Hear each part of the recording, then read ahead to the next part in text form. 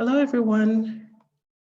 And I just really want to say a very warm welcome to the SVRI's Pathways to Research Impact webinar. Thank you so much for joining us from all over the world.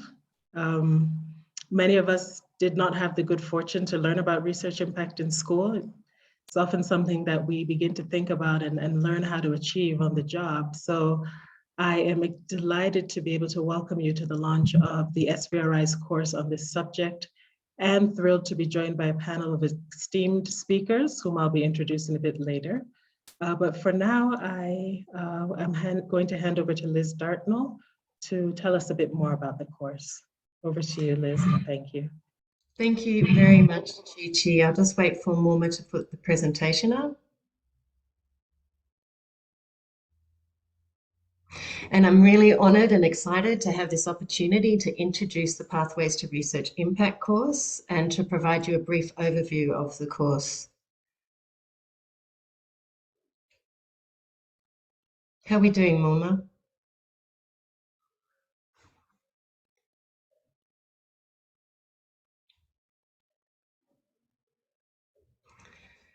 So, as we know, violence against women and children are two of the most pressing social problems of our time.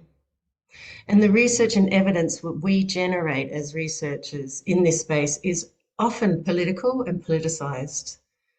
And we know that creating change as a researcher can be slow, and important and careful work is needed that is dependent on working in partnerships and collaborating within and across sectors. Your efforts to make a difference through your research may often be met with sometimes ambivalent or resistant responses, but also supportive responses from policymakers, politicians, professionals, and communities, all of those folk that we really want to reach with our research findings, because those are the folk that can make a difference. But as we know that our work can be challenging oppressive systems and threatening existing power structures. So we recognise that research uptake, whilst essential and important, is not always easy. Next slide, please.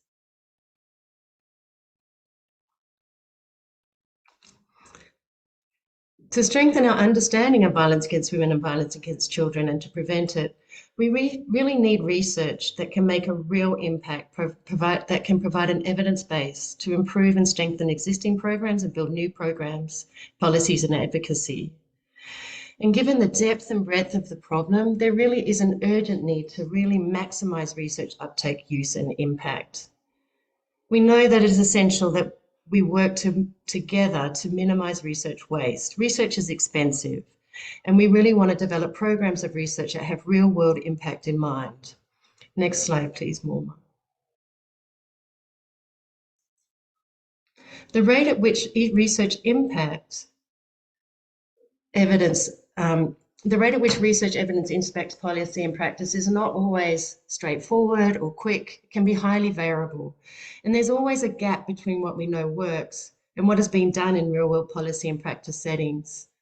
This gap is an urgent problem that needs to be addressed, particularly in the context of considering the harm caused to individuals, families, and communities as a result of violence against women and violence against children.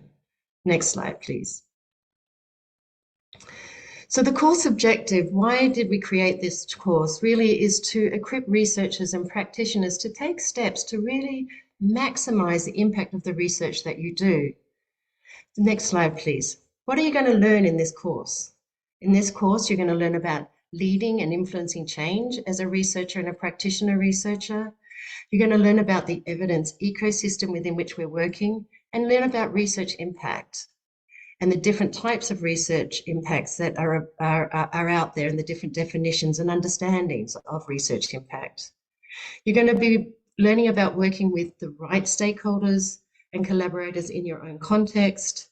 And the so what? Why should we do research impact and how are we making a difference when we do so? So the course will also talk about how to monitor and evaluate the impact of your work. And throughout, we want to provide you with practical strategies and skills to support you to take the next steps along the pathway to research impact. So who is this course for? Next slide. The content and structure of this course is tailored for researchers and practitioners whose work seeks to understand and address and prevent violence against women and children, but specifically focusing in low and middle income countries where we know the burden of violence is often higher than in other settings. We have created the course that is suitable for researchers and practitioners in any stage of your career, and it's suitable for researchers working in a wide range of contexts, such as universities, research institutes, or NGOs, for example. And the course has been designed to provide a range of insights and skill development opportunities so that all of you taking this course can find some value somewhere in the course. So just a little bit about the course. Next slide, please, Norma. The course consists of 4 modules, which are designed to be completed in order. And they offer the foundational knowledge, theory, and insights on each topic. And each module consists of multiple units, with each one that builds on the previous process. Core modules are accompanied by a research uptake, use, and impact planning tool. And we think that if you use the planning tool throughout this course, you will finish with a practical plan in place for how to enhance your research uptake and impact in the research that you're doing and within the context that you're doing research. It'll take around 20 hours, we think, of your time, and it's self-paced, so you can take the time you need to work through each module that suits you. We think that we recommend that you aim to complete the full course within 8 weeks from starting. And so this is an estimated commitment around 2.5 hours a week. We also know that many people who complete online courses really like to have an opportunity to connect and network with others. And from the evidence, we know that the best way to enhance learning from online courses, which are different to face-to-face courses, of course, is to interact with the material, including in discussion with others. And while this is an unfacilitated online course, self-paced course, we have tried to provide a place where you can have discussions and interact with others during and after the course through an unmoderated Facebook page. And Jeff will kindly paste the link to that course in the chat. Next slide, please. So what does the course look like in terms of structure? We have an introduction module, which provides you with some ideas of how to get the most out of this course. And that's followed by 4 core modules. The first one explores why you do what you do and how to lead and influence change as a researcher.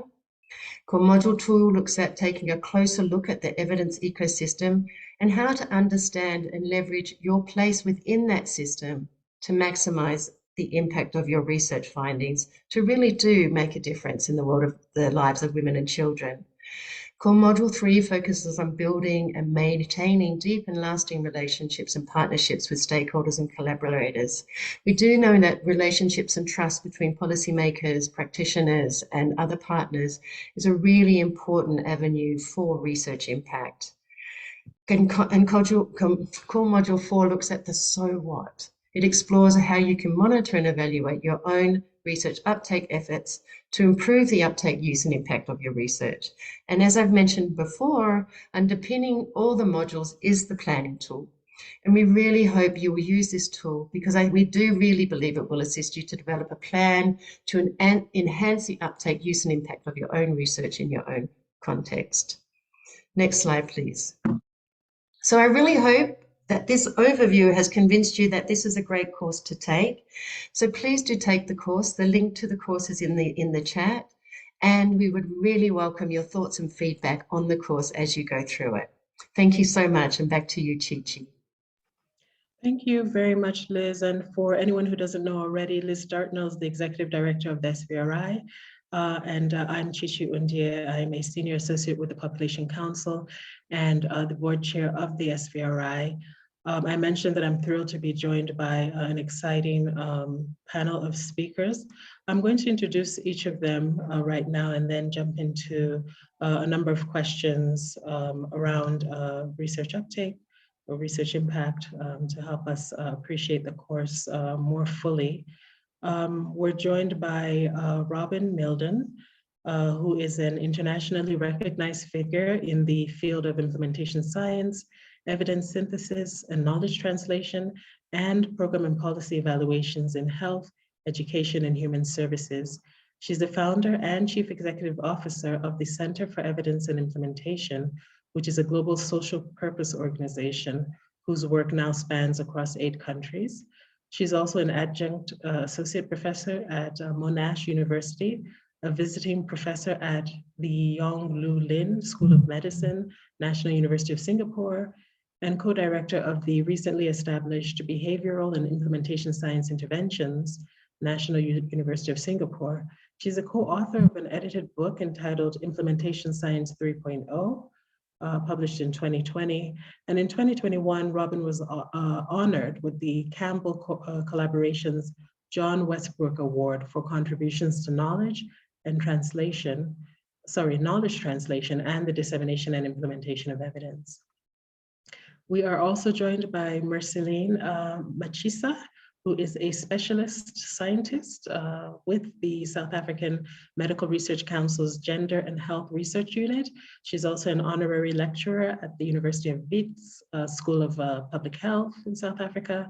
She has conducted research that includes epidemiology of gender-based violence in South Africa and other Southern African countries using national and population-based surveys, investigating intersections and structural pathways of child abuse, mental ill health, and gender-based violence experience or perpetration in adulthood, criminal justice system responses to rape, and developing an intervention for young women in higher education settings. We also have with us Ruth Stewart, who is the director of the Africa Center for Evidence and the chairperson of the Africa Evidence Network. Having grown up in Malawi, Ruth completed her undergraduate degree at Cambridge University and her PhD at the University of London. Ruth has worked for over 20 years in the production and use of synthesized evidence to inform decision-making, including systematic reviews, rapid evidence assessments, and evidence maps. She's a member of the South African Academy of Science and holds a B1 rating from South Africa's National Research Foundation. She's committed to making a difference through her work by ensuring that research evidence is useful and used, which she does by building relationships and communities around this common goal. And last but certainly not least, we have Angelica Pino, who is the grants manager and capacity strengthening specialist at the SVRI. Angelica is a feminist lawyer with extensive experience in gender-based violence and gender equality in Chile, her country of birth, and in South Africa. She has worked in women's rights NGOs, providing counseling and legal advice to women survivors of gender-based violence, conducting training on research on women and the law, and managing GBV programs, also as a funder. Or for a funder. And through the SVRI and partners, she hopes to contribute to gender justice by facilitating access to resources and building the capacity of researchers from the Global South, as well as stimulating networking between researchers and activists in the field. You're very welcome, every one of you. And with the limited time that we have, we are going to jump right in and begin with a question for Angelica. Angelica, and the question is, what do you view as some of the key challenges faced by some of the SVRI's grantees when it comes to research for impact in the field of violence against women and violence against children research? Thank you, Tichi, and thanks so much to Lisa for introducing this course that we are very proud about the course and the partnership. So I think the first challenge, and this is very much talking from our experience with our grantees, is related to capacity in terms of understanding what research impact entails. So while developing capacity strengthening programs for our grantees, we conduct surveys and we discuss with them their needs. And a constant is the mention of need for more capacity, for more tools and guidance on how to improve their impact, their research. Not many research teams have had the opportunity to learn or discuss the topic and reach a full understanding of what a systems approach entails. And you will hear a lot about that, the systems approach, in the course. Most researchers focus on research uptake products and list a number of outputs to make their peers and some stakeholders aware of their research. But many stop at this step of the research impact process. And not that it's a clear-cut and linear process, but this is where many researchers focus their attention.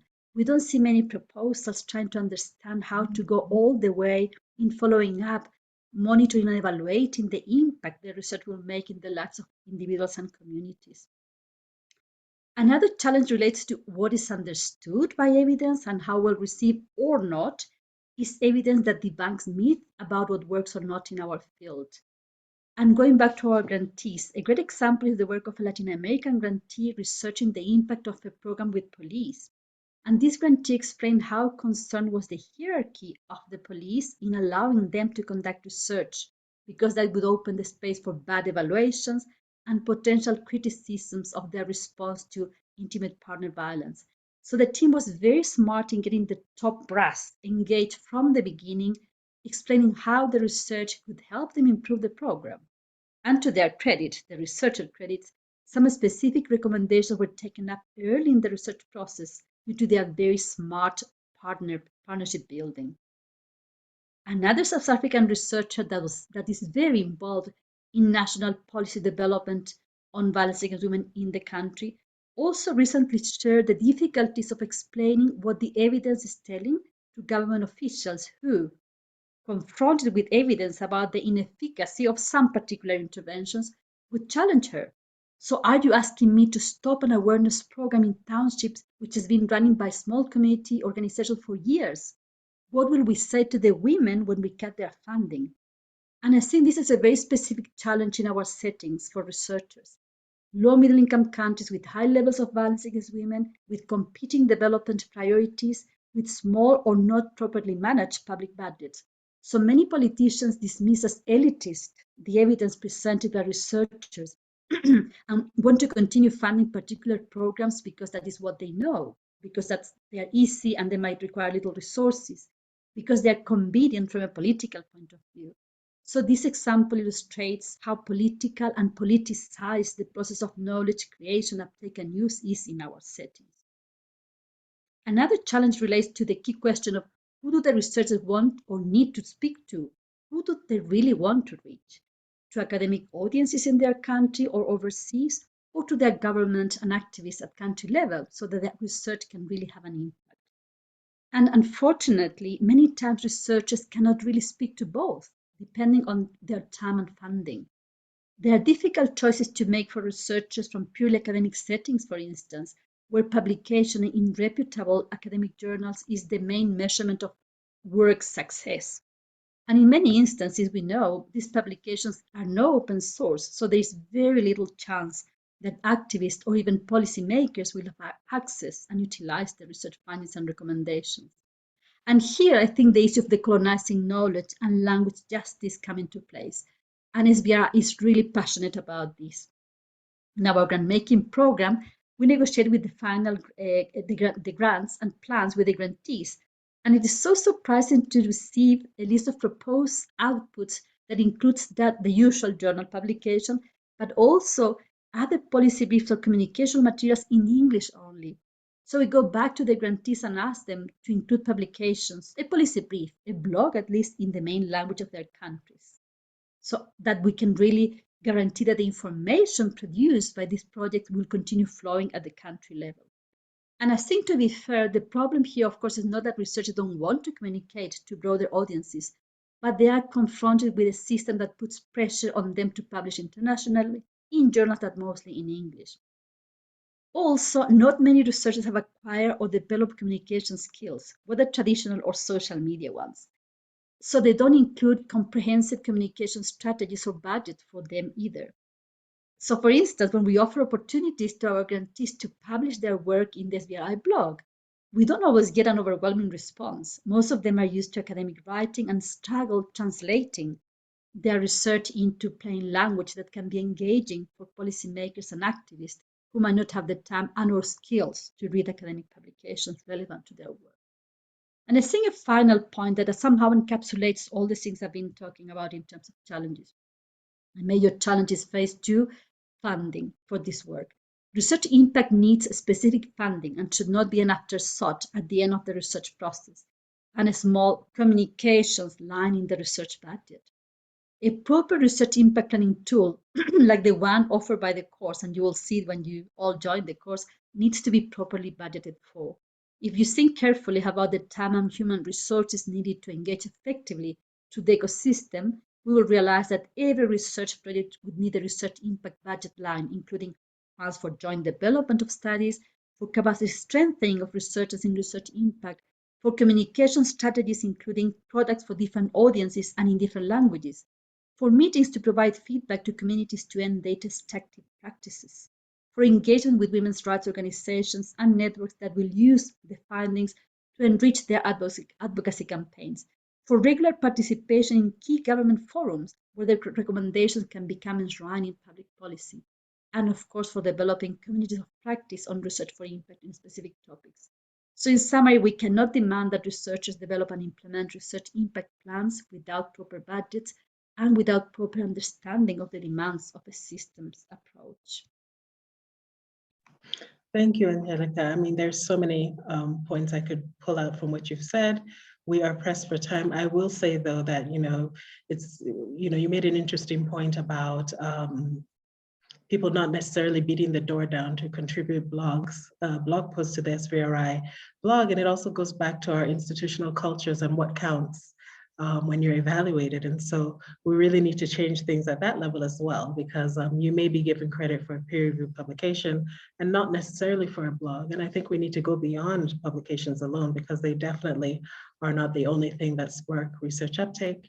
I also like your point about the police example you gave, and just the fact that we need to be prepared for those lucky days, because oftentimes it's about luck, isn't it? And being at the right time, right place at the right time, when luck knocks on the door, and taking advantage of those opportunities. Thank you. I'm gonna turn now to Robin. Welcome, Robin. I'm just gonna ask, in thinking about this work, and Angelica did mention something about using a systems approach. So in thinking about this work and developing the online course, why has it been so important to focus on supporting researchers to take a systems approach, in particular, to exploring the pathways to research impact? Thank you, and thank you everybody for having me here. Gosh, there isn't anything more important than this work focused on this topic. There really is nothing more important. And to really benefit from the research that is being developed, the focus on the uptake of that, the use of it, and what kind of impact are we having is just, it's a very, very exciting and vital part, because otherwise a lot of really good research sits on shelves, sits in magazines and journals, and does nothing for nobody. So we can't benefit from something that we don't receive. And this is why this really, really matters. I think it'll be very exciting for people the participants to go through the course and give us feedback in terms of how that does support some of the work post their research. But systems do, excuse the pun, trump programs every single time. Systems either help and enable research to be considered, adapted, and implemented, or they don't. And for all of the work that we've done all over the world, if you when we have had opportunities to interview and talk to researchers and practitioners and policymakers and organizational leaders to find out why certain research wasn't necessarily adopted or implemented as effectively as people were hoping, the very common responses to that are barriers with the system itself. And it's on a few levels. It's within whether or not that research suits the needs of the people that we are set to serve. And that is the consumers and the end users of the research that it is designed to benefit. Is it something that people want? Do they value it? Does it fit with their context and their beliefs? That's a fitting with the system part.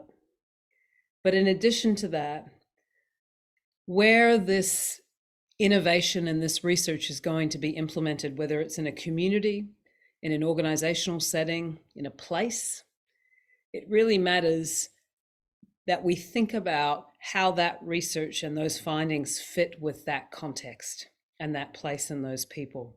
So if we think it's sort of, if you think about the consumer and the end user, the benefit, the organization, the benefit, and how we can better fit that. And then there's the wider ecosystem.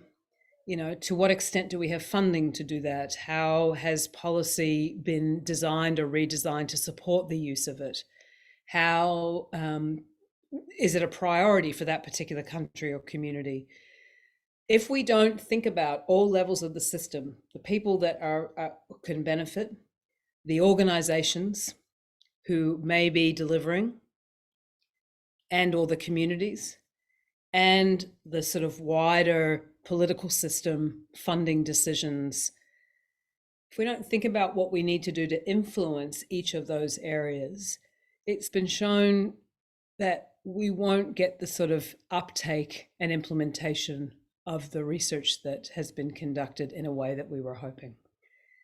So I think gone are the days of hoping that we can produce enormous amount of change by training an entire workforce as our sole implementation strategy, or just funding as the sole implementation strategy. We know from our lived experience and from the research and research uptake, the irony of that, the research on research uptake, that's quite that's quite getting. We know that it's important but insufficient. So we need obviously some funding. We need obviously some workforce capability building, but we really need to think about the things behind the people that would be implementing the findings from the research and what we can do to better support that.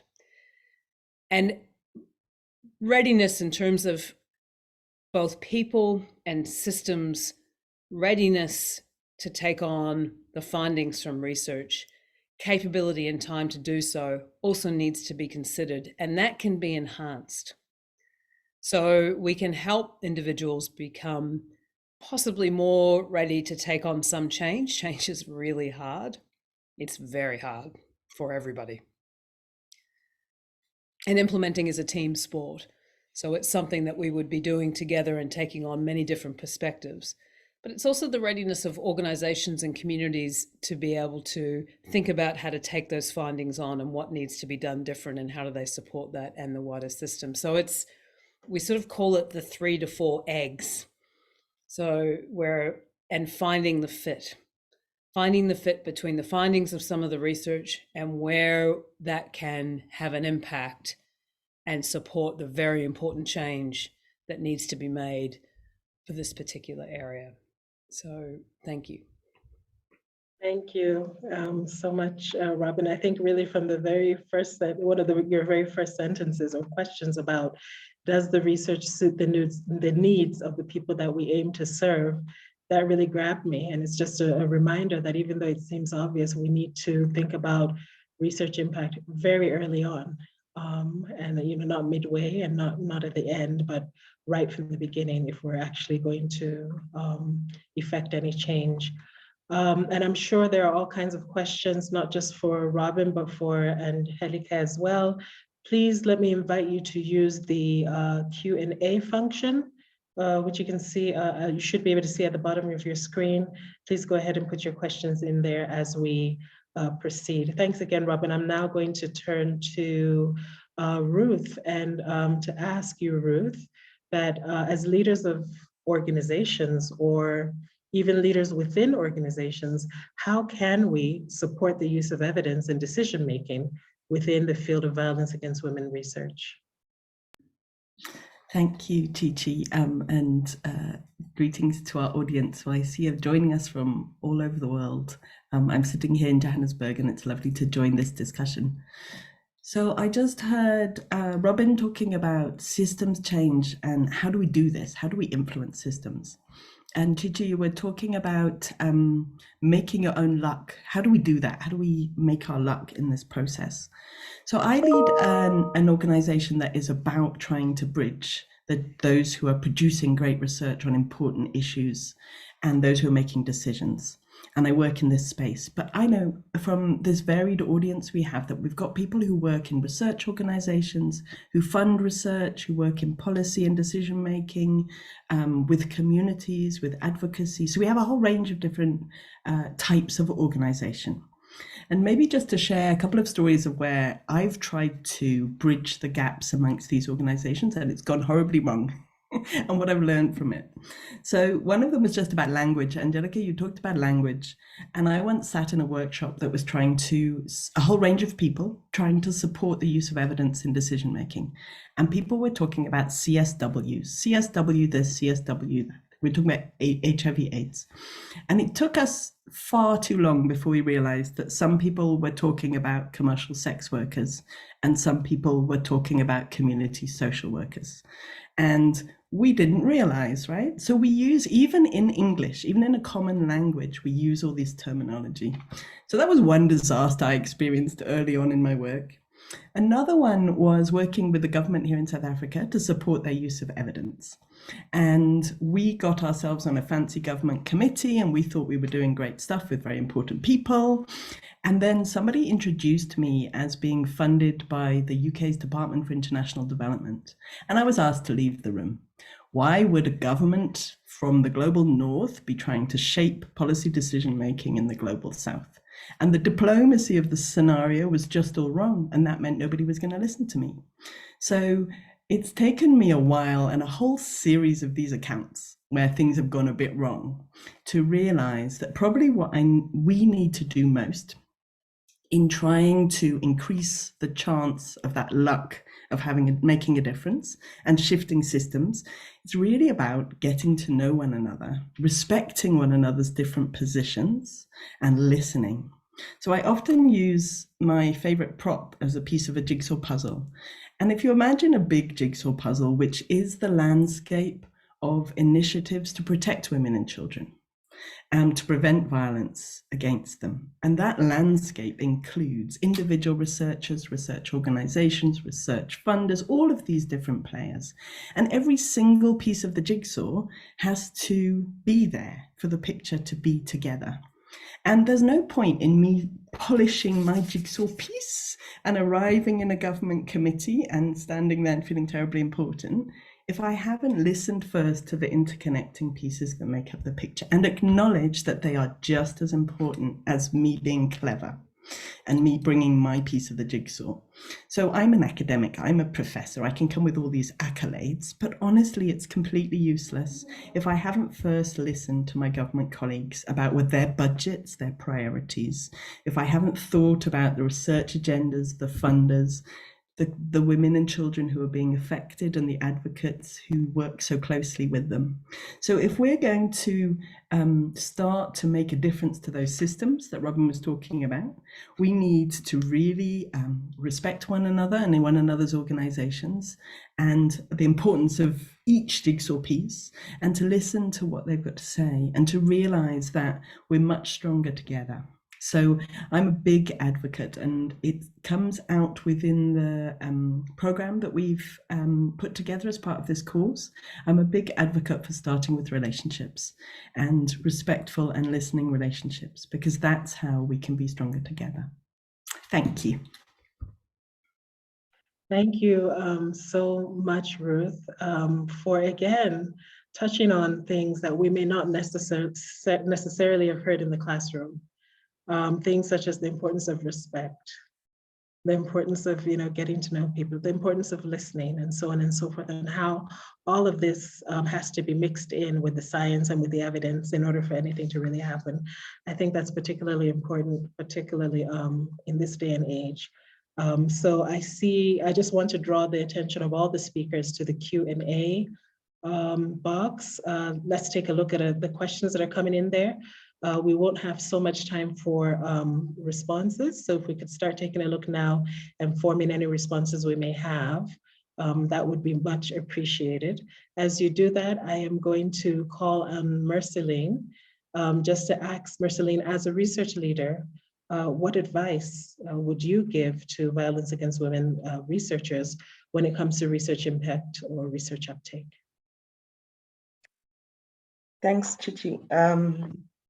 So my advice in terms of the research, translation, and impact, I think much has already been said by the prior speakers, things around becoming aware of the politics, investing time in maintaining relationships with stakeholders, with policymakers, beginning with the end user in mind, developing strategies to influence policies, allocating budgets, not just for the publications, but also for all the other production of materials that are accessible, to policymakers, to communities.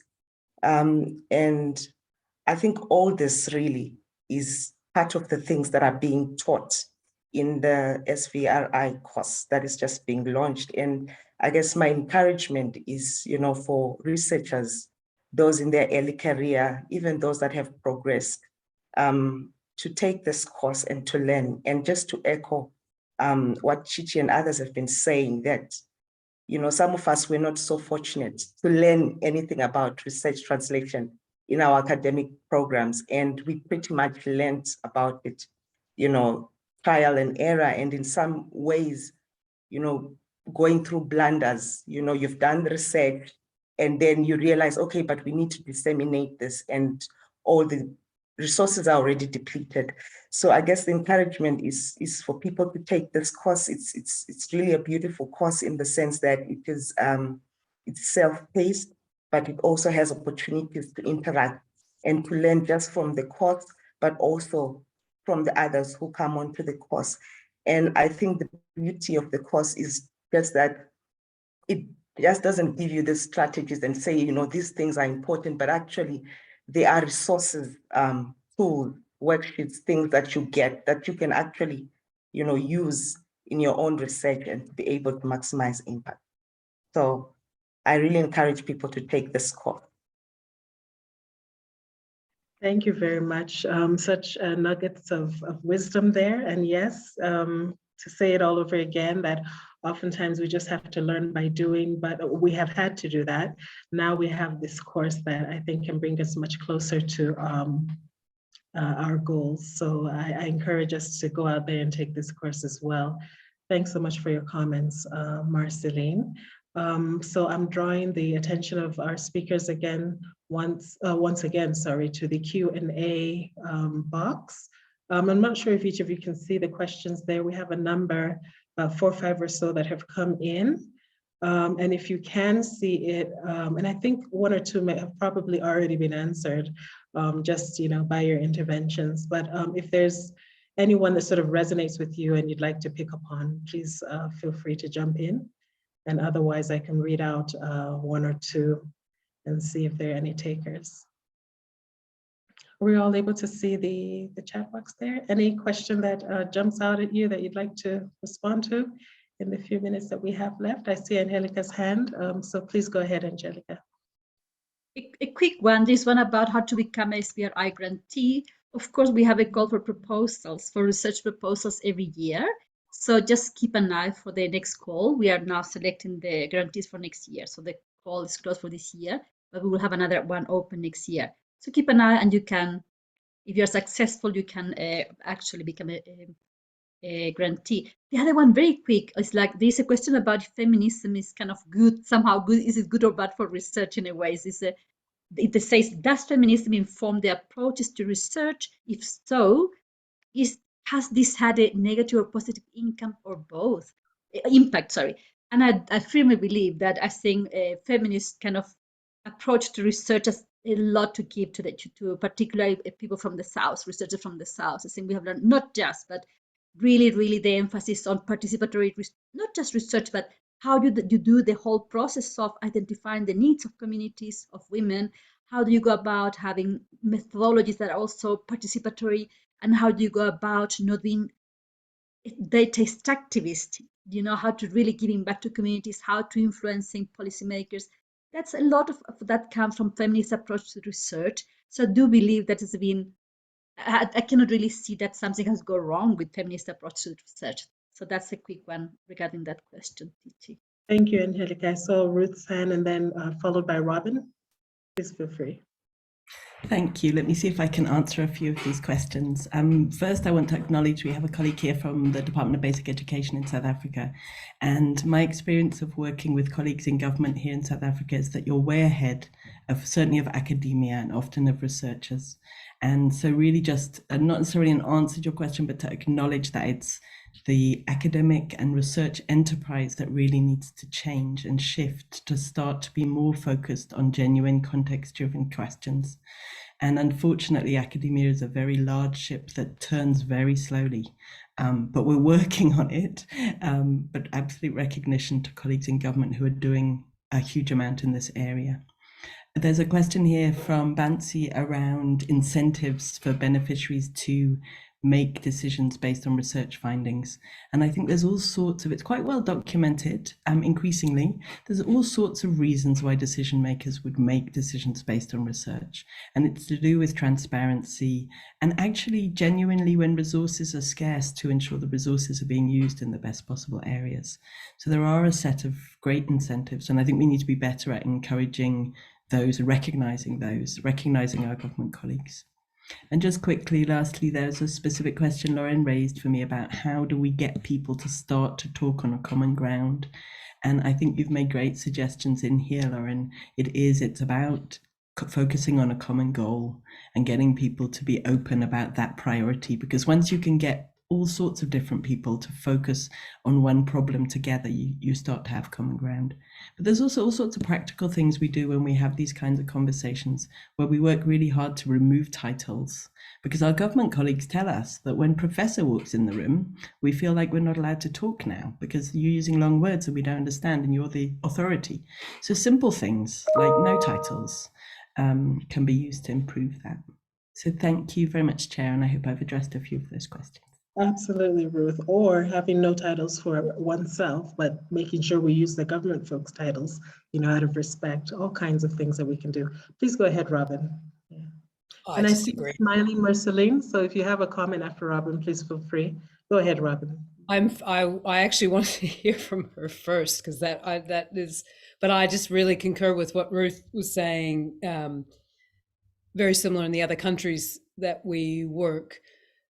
Probably a little, there's a comment around from your colleague at Department of Education around academics, and I do totally understand that and can see that. I think there's a bit of a tide kind of moving where academia, universities are really starting to understand that working on problems that matter to others, hi Ruth's cat, working on problems that matter to others really matter.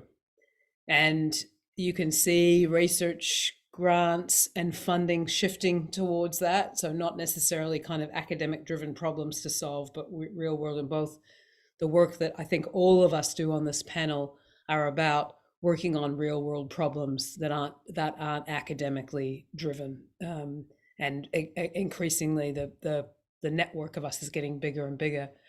I want to also acknowledge that the incentives for research to get it published in peer-reviewed journals, to Mark's question there, make it very difficult to action and implement those findings.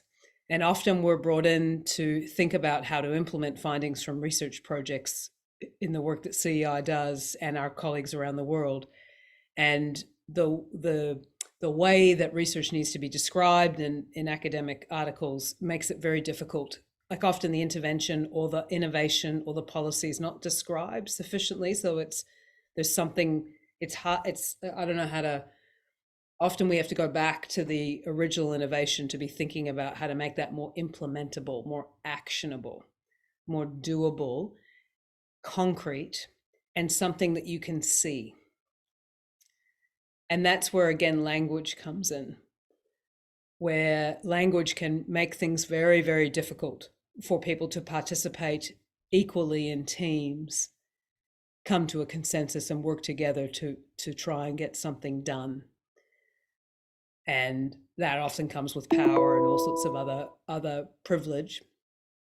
So I think it's a couple of things. It's about being very careful with our language and being very careful with almost testing that the way we describe our findings are things that people can do.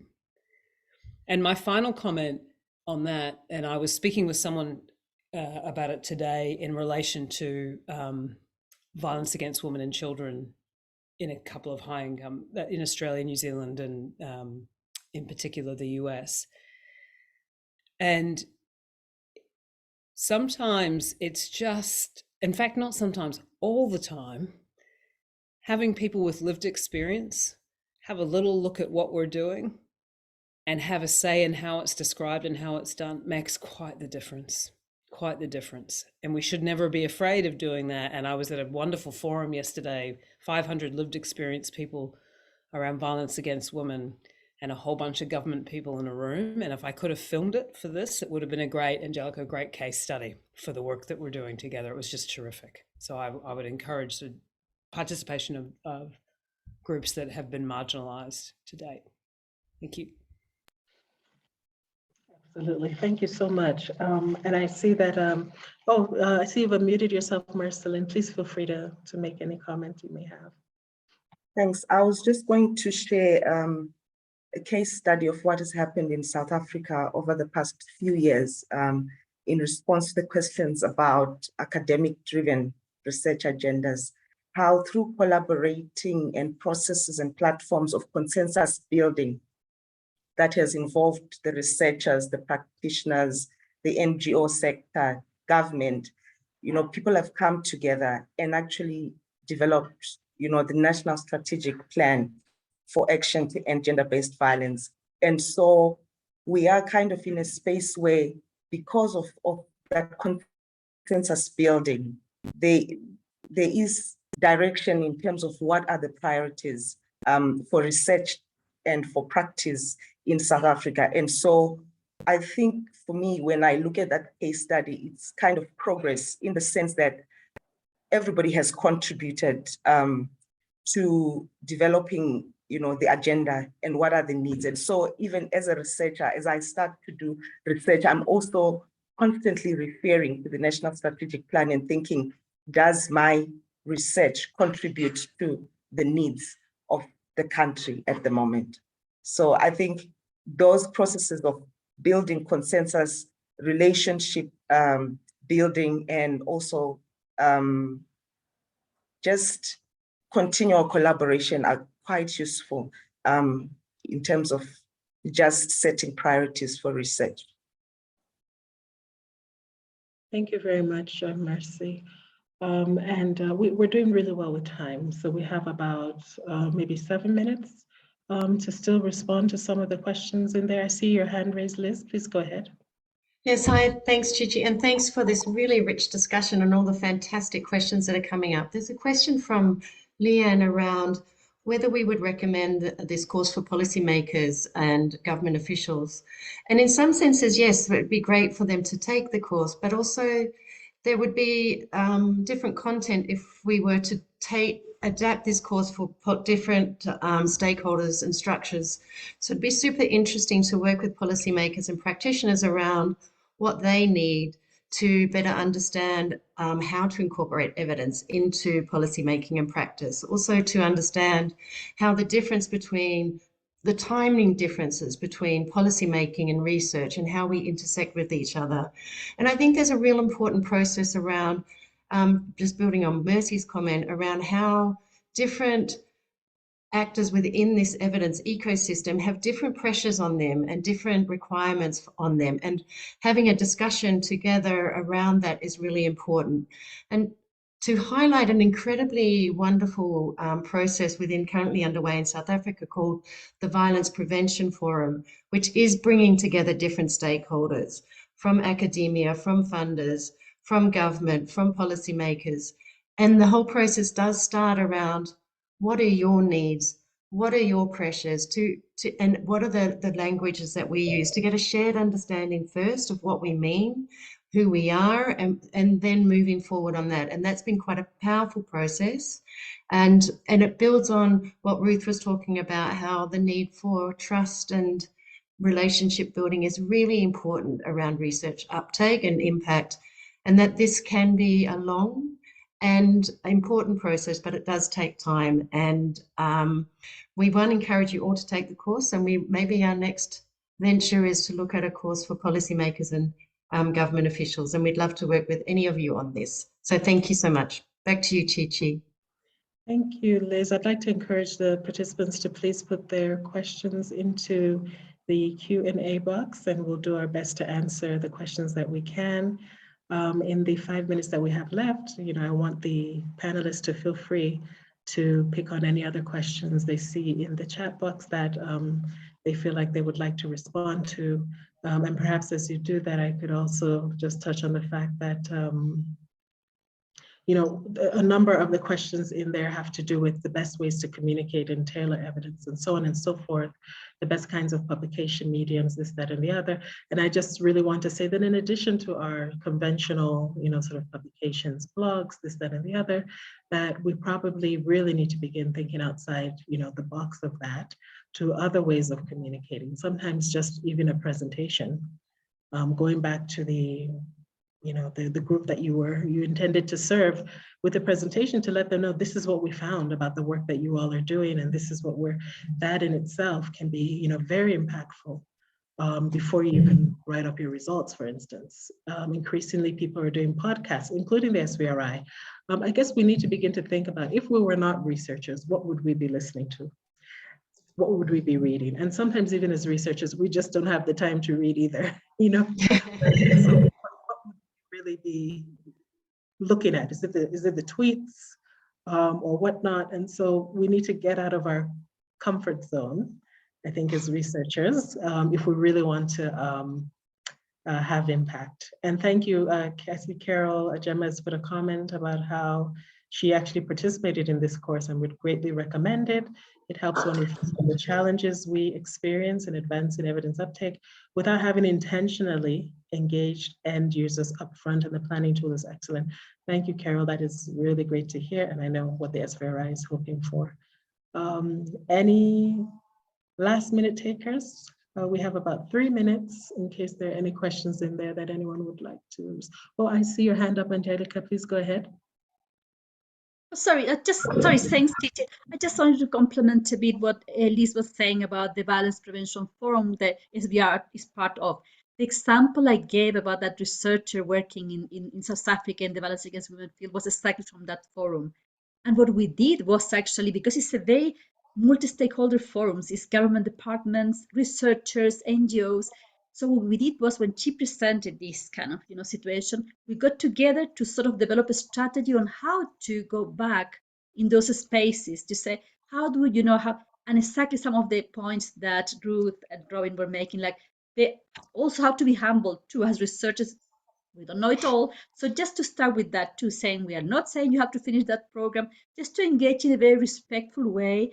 But we sort of listed a way to how to respond when we are in those situations, all of us, whether it's also government departments, colleagues sitting in the forum, or us or NGOs. So I think it's quite an interesting experiment, put it that way. That is, the point there is basically no one can do it alone. So we need to be together if we want to really end one day, maybe just reduce violence against women, even. Maybe it's very kind of humble, a goal. So that was the key thing, how to really go about being respectful, building good partnerships. And so we have these principles somehow in a way to how to engage in that space. So yeah, hopefully maybe that document will be made public in the forum, but we will share it maybe in the Facebook page too, and how we're going to go about this when we are questioned, basically. Thank you, Angelica. And our time has essentially come to an end. We have 1 more minute. There's a question in there about whether there's a certificate of completion for this course. Is that something that we can respond? So the answer is a yes.